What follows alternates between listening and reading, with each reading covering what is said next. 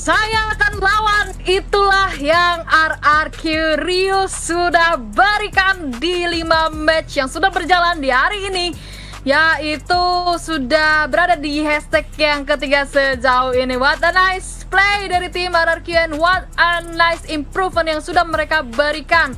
Itu adalah menjadi cucian mata yang enak banget kita saksikan, yang kita juga bahkan sekarang sudah lumayan legowo untuk menyaksikan match terakhir dari Miramar. Meskipun kita tahu Miramar adalah map mereka, tapi setidaknya kita juga tahu bahwa mereka di map kali ini, di last match kali ini tidak begitu pusing lagi, tidak begitu merasa tertekan lagi, sehingga kita yakin RRQ Ryu akan bermain lebih enjoy. Tapi pesawat pun sudah mulai membentang dari arah Puerto Paraiso menuju arah El Pozo. Ini adalah pembentangan pesawat yang cukup adil untuk beberapa tim, terkecuali untuk tim-tim yang memiliki drop zone di area Cruz del Val, Tiara Bongka, maupun Torre Alhumada dan juga Campo dari Militar. Ya, sudah terpantau saat ini dari posisi kita pemain-pemain di area zonanya menuju ke kiri bawah. Tidak banyak yang masuk ke dalam zona yang membuat nampaknya rotasi massal akan segera terjadi untuk mendekat ke area kiri bawah. Dan kita saksikan Lil Boy dari tim INF sudah akan segera turun ke HDP. Ini adalah tim yang juga di match sebelumnya mengambil satu kendaraan khusus di HDP, yaitu ada Golden Mirado. Namun kita tidak akan melewatkan fight yang satu ini, karena ini adalah fight yang begitu penting, harus dimanfaatkan oleh para pemain dari tim Alpha 7. Tidak boleh kalah mereka. No mistake adalah hal yang perlu dikerjakan oleh Alpha 7. Jangan sampai ada kesalahan sekecil apapun. Kesalahan minor akan berakibat fatal dengan keadaan Alpha 7 di peringkat nomor 15. Yap, dan seorang Revo yang menjadi orang pertama atau player pertama yang mendapatkan first blood menuju ke arah tim dari Nigma Galaxy. Di arah sebelah kiri map kita ada dari tim Alpha 7 dan juga dari tim Nigma Galaxy yang berada di drop zone yang sama, yaitu di area El Pozo. Tapi Alpha 7 pun di sini masih terspot dari seorang Obscure dengan supply atau utility-nya yang masih begitu kurang. Masih coba untuk looting-looting aja dari setiap timnya, Nigma Galaxy maupun Alpha 7, karena sejauh ini supply yang mereka kumpulkan di dalam tas mereka masing-masing masih belum begitu optimal untuk mereka lakukan peperangan yang selanjutnya. Kita akan melihat looting-looting terlebih dahulu. Inilah fase yang masih sangat dini, fase yang masih sangat awal di Miramar. Beberapa senjata masih akan dikumpulkan dan satu fight yang tadi sempat terlihat menjanjikan di area dari Alpha 7 tidak dilanjutkan kembali. Bahkan ada satu M4 yang diganti dengan AUG oleh pemain dari LGD. LGD juga merupakan tim yang sudah memastikan diri ada di Grand Final karena LGD punya 88 total poin, tidak akan tergeser.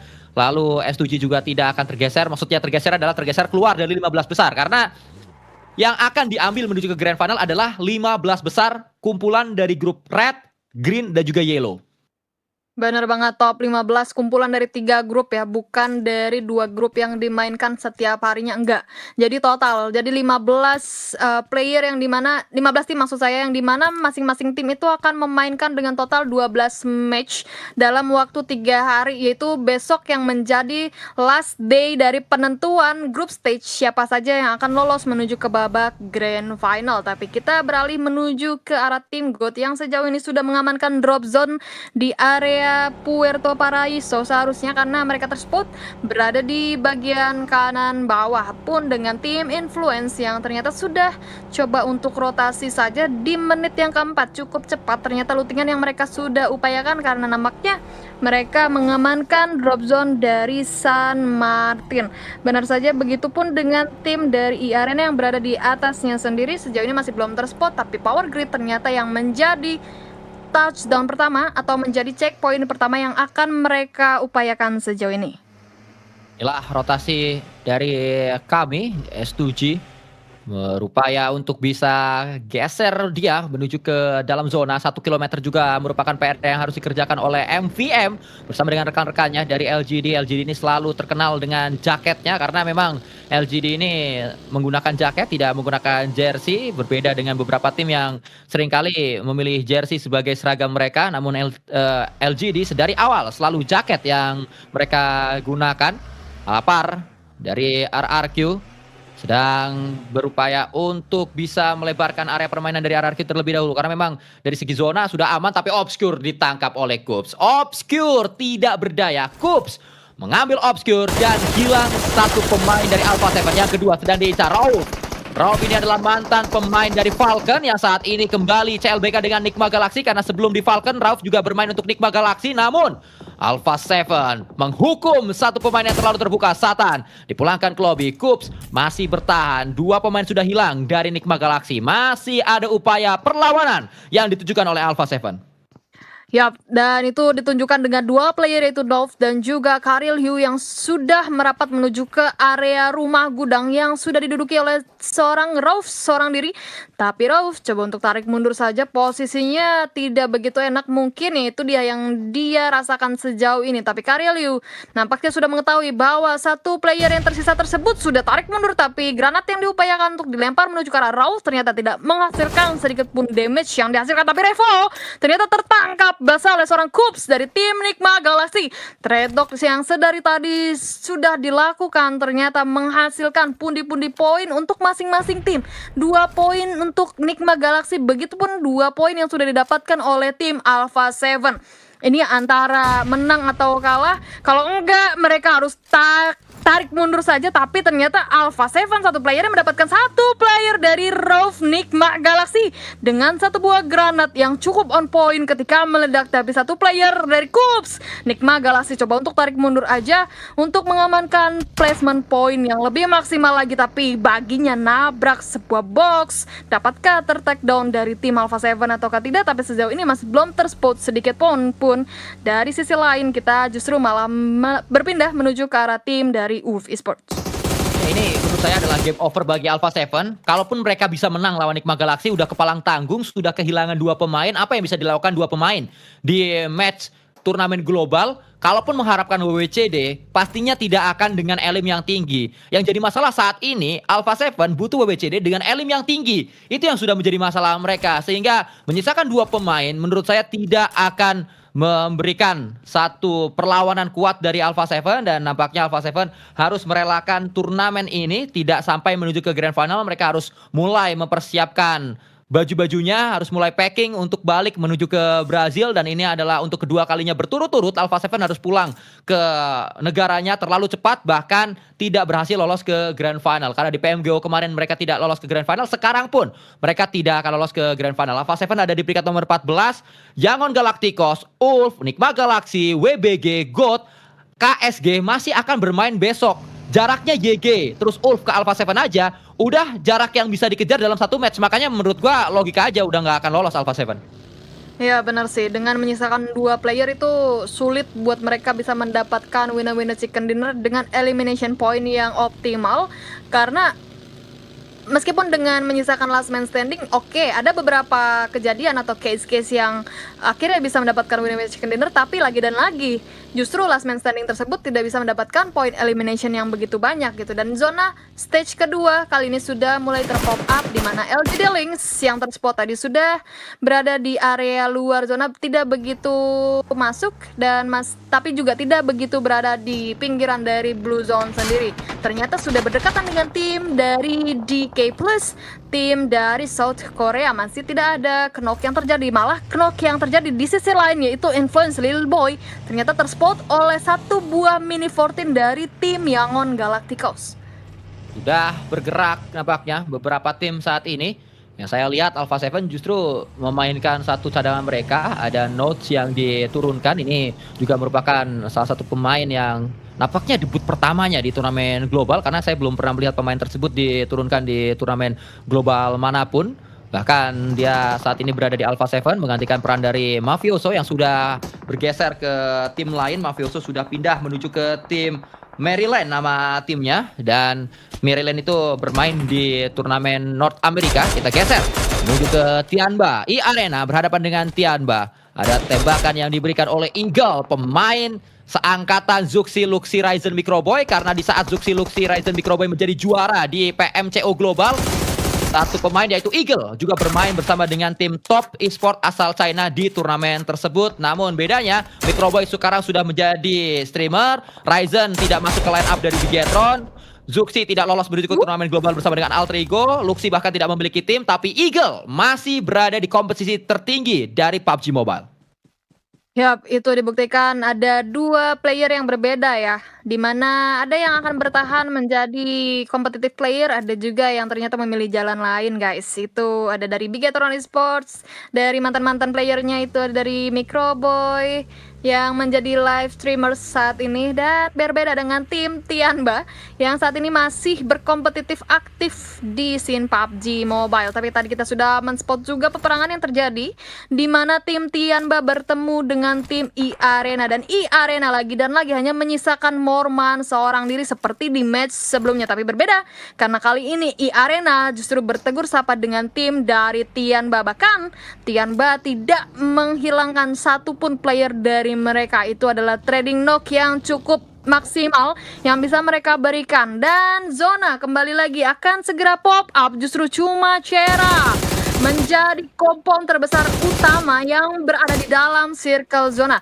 dan RRQ yang tadinya kita sudah melihat mereka sudah menjadi tim yang sudah men-touchdown checkpoint mereka pertama itu ada di area dari gereja samping cuma Cera. Justru mereka sekarang berada di luar zona, tapi di sisi lain Los ternyata terspot oleh satu orang yaitu WG dari tim LGD. Spray yang dilakukan dari dalam mobil begitu baik dan begitu cantik, langsung dipulangkan saja dan menjadi confirm elimination point sejauh ini. Bahkan Tian dari seorang Solkey terkenal langsung coba untuk di end, masih bleeding saja, coba untuk lemparkan granat yang pertama. Tian pulang menuju ke arah lobby, granatnya connect atau tidak? Ternyata tidak, karena LGD dari Lynx coba untuk ngepush aja menuju tim dari S2G. Sejauh ini justru S2G Solkey lah yang pulang menuju ke arah lobby. WG dia punya FAMAS, dia akan mengejar pemain dari tim S2G, namun terlalu jauh, sudah tertutup angle-nya. Masih ada angle dari tim lain, Chips di plus Kia punya angle tambahan menuju ke S2G, namun satu damage saja yang dibutuhkan, dan ya satu damage tersebut didapatkan, berhasil. S2G berhenti langkah mereka di 103 poin. 103 poin adalah poin akhir yang didapatkan oleh S2G, namun ini poin yang sangat-sangat tinggi, dan nampaknya kalaupun tergeser, mentok hanya tergeser ke peringkat 3 menurut gua. Kalau sampai S2G besok harus tergeser, karena yang bahaya kalau kalian Arena ini baru main di hari ini, tapi poin mereka udah 49. Dengan demikian, kalau memang Arena bisa tampil dengan cara yang sama di hari esok, maka Arena akan ada di peringkat nomor 1 atau 2 atau 3. Bener banget, 49 poin mereka bekukan dengan total 6 match yang termasuk kali ini. Tapi kali ini mereka hanya menyisakan last man standing saja untuk Arena. Tapi itu adalah perbekalan yang cukup banyak, yang cukup oke untuk bisa menjadi tabungan dan boostingan dari mentality mereka besok menjadi last day dari tim Arena, yaitu dari grup Green. Tapi di sisi lain, Alpha 7 satu player ternyata sudah terkena knock out kembali, hanya menyisakan last man standing. Karena satu player yang terkena knockout masih belum di revive sejauh ini, entah di mana, harusnya berada di area sebelah kiri dari map. Karena nah ini dia untuk Alpha 7 yang bertegur sapa dengan tim dari Wolf Necessary. Coba untuk maju menggunakan satu buah AKM-nya gagal karena Karilo dari Scar L yang begitu sakit dan tidak bisa memulangkan dari tim Wolf. Untuk tim Alpha 7 seluruhnya menuju ke arah lobby, tapi follow up yang dilakukan oleh dua player tersisa dari tim Wolf ini susah sih karena darahnya begitu sedikit dari Karil. Langsung pulang, Alpha 7 dapat dipastikan pulang ke Brazil dan tidak mengikuti Grand Final PMMI 2026 dari tanggal 3 sampai 5 Juli mendatang. Obrigado Alpha 7. Terima kasih Alpha 7. Hati-hati di jalan Alpha 7. Safe flight pulang ke Brazil. Dan dengan demikian maka Alpha 7 setelah ini akan fokus mendukung timnas Brazil di Piala Dunia, karena timnas Brazil masih lolos semalam. Dan kita akan melanjutkan dengan rotasi-rotasi yang akan dimainkan oleh beberapa tim menuju ke dalam zona seperti halnya Chips yang akan melemparkan granat namun di cancel karena dia mendengarkan dengan begitu seksama ada step-step kecil yang dibangun oleh satu pemain yaitu WG. Ketahuan famasnya lumayan itu famasnya lumayan itu bisa diambil sama pemain-pemain DK. Ya benar banget, itu FAMAS menjadi senjata yang sakit banget juga pelurunya meskipun menggunakan peluru hijau, karena FAMAS menjadi salah satu senjata yang didapatkan dari supply. Tapi hati-hati dari tim DK Plus Kia, karena dari sisi lain akan ada tim yang coba untuk menjadi third party. Bahkan DK Plus Kia pun mendapatkan satu player terakhir, satu player sisanya dari tim LGD. Upaya retake compound yang dilakukan dari D Plus ternyata cukup membuahkan hasil meskipun sejauh ini masih belum bisa memulangkan seutuhnya dari tim LGD yang berada di apartemen di bawah cuma cara tersebut. Tapi kita kembali menuju ke arah dari bawah atau dari arah selatan, di mana tim NS atau Nongsim yang berada di bawah dari Minas ternyata sudah berdekatan dengan tim Yangon Galacticos sang legenda kita. Tapi Yangon Galacticos saat ini tidak menghasilkan upaya-upaya yang begitu optimal sehingga Yangon Galacticos masih rancu. Bisa disebutkah seorang legenda kembali ataukah tutup buku begitu saja sejauh ini? Pun di sisi lain pun KSG yang sedari tadi susah sekali disorot ternyata masih tersorot guys, tapi tersorotnya hanya saat rotasi saja. Masih belum ada gebrakan-gebrakan peperangan yang mereka lakukan, tapi ternyata bertemu kembali dengan tim Gold yang sudah berada di satu buah medan di atas bukit saat ini. Tapi fokus, satu orang jadi melawan tiga itu begitu sulit karena posisinya begitu open dan berada di antara tim dari KSG. Tapi hati-hati, Zitboy menjadi orang yang berada di garda terdepan tapi hanya misalkan satu orang diri karena satu orangnya berada di belakang. Justru satu player yang tersisa dari garda terdepan ini, Zitboy mendapatkan satu player dari Gold Force pulang menuju ke arah lobby, tapi Gold Moxila yang memenangkan pertandingan dan melangkahkan KSG seutuhnya menuju ke arah lobby. Derby papan bawah, derby klasemen 23 melawan klasemen 24. Dan sangat seru kita saksikan derby klasemen bawah tersebut karena itu adalah derby satu digit. Tim yang berada dengan 9 poin atau tim yang berada dengan 5 poin yang memenangkannya. Ternyata GOAT yang menang, ada 9 poin yang mereka kumpulkan. Setelah ada derby papan bawah, kita juga melihat adanya D Plus Kia yang dipulangkan ke lobby. D Plus Kia adalah tim yang berasal dari grup Red, maka 69 total poin adalah poin akhir dari D Plus Kia. Tidak akan bertambah kembali, mereka sudah memainkan 12 match di babak grup stage. Selesai perjalanan dari D Plus Kia, namun hitung-hitungannya masih akan terus berjalan karena D Plus Kia punya kesempatan besar untuk lolos ke Grand Final dengan poin yang sekarang mereka kumpulkan. Ya benar banget, 69 poin total itu masih cukup oke.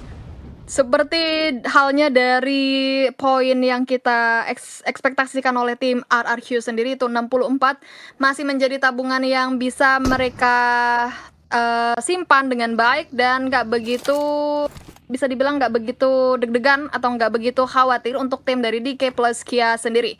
Tapi zona pun kembali sudah mulai pop up menuju ke arah bukit-bukit di bawah Chumacera, dan NS ternyata coba untuk meretake compound yang dimiliki oleh tim dari Yangon Galacticos. Seorang Master Smile masih berada di sebuah rooftop rumah panjang menggunakan satu buah AUG-nya, tapi Yangon Galacticos dari Cloud lah yang pulang langsung ditanam oleh seorang Sois dari tim Nongsim. Ini gebrakan yang oke, gebrakan yang bisa dibilang bisa membuat atau membuka dari pergerakan retake compound yang diupayakan oleh tim dari Nongsim tersebut. Nongsim masih dengan 4 playernya.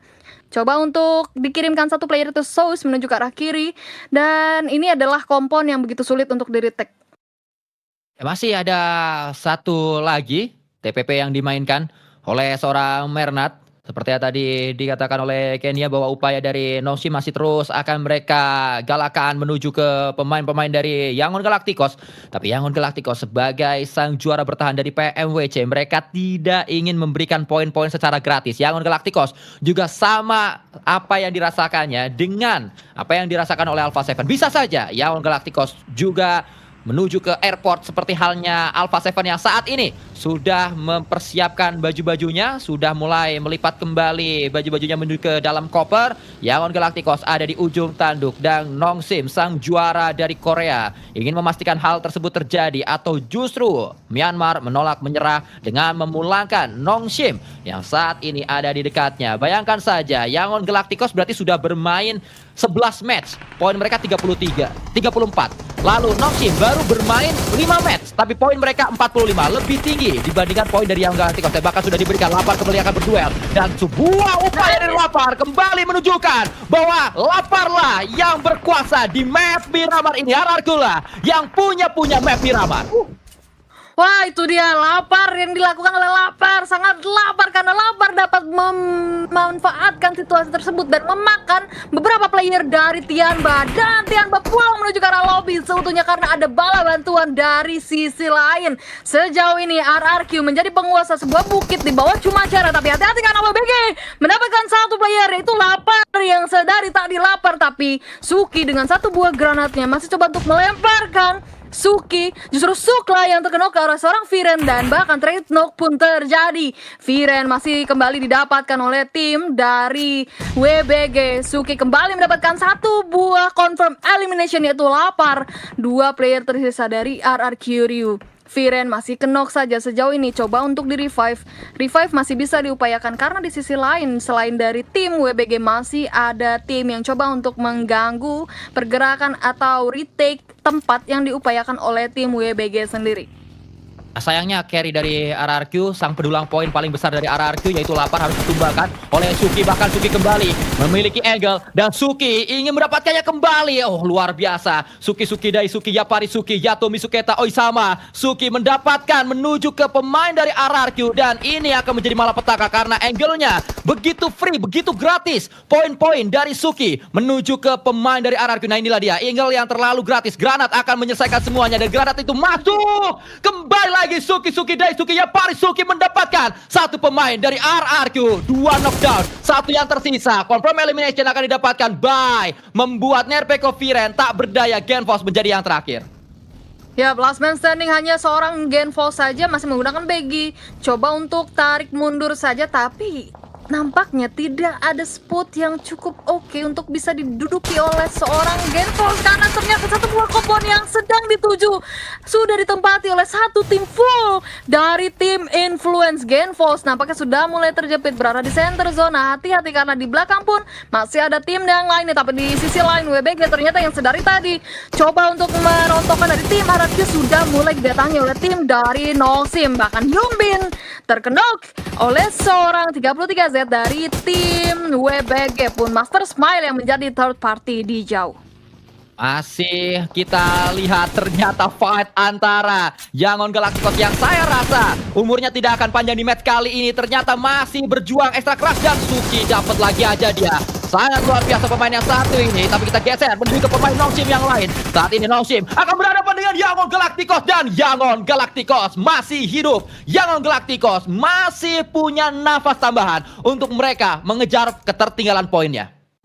Come on, Yangon Galacticos dengan 36 poin total saat ini masih belum mengamankan top 15 bahkan karena besok masih ada grup red ya, grup green maksud saya yang akan tetap berjuang. Hati-hati karena posisinya belum optimal sejauh ini, masih ada 7 tim lagi yang tersisa dan bahkan masih ada 19 player yang tersisa harus mereka luluh lantahkan, harus mereka bumi hanguskan sehingga Yangon Galacticos tidak akan kembali mengikuti dari tim Alpha Seven yang pulang menuju rumah kampung halamannya. Tapi kita beralih menuju ke tim Ulf yang sudah memenangkan satu buah medan di area atas dari Cumacara.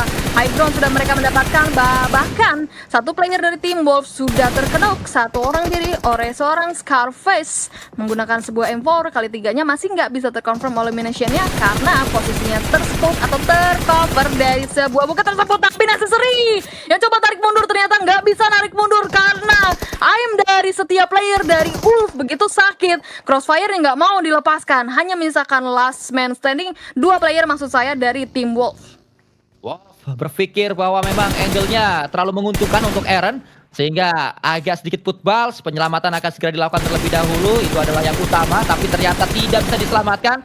Eren masih terus mengganggu dan gangguan tersebutlah yang membuat distraksi terjadi. Geser kita ke pemain Wolf yang lain. Seperti bermain sendiri-sendiri nih para pemain Wolf, seperti nggak punya grup WhatsApp, tidak ngobrol mereka. Dan akhirnya tumbang satu persatu tanpa adanya sebuah cover, tanpa adanya revive yang bisa ditunjukkan oleh pemain Wolf. Dan dengan demikian maka Wolf juga akan segera berada di posisi yang berbahaya. 59 total poin. Apakah cukup atau tidak dengan poin segini?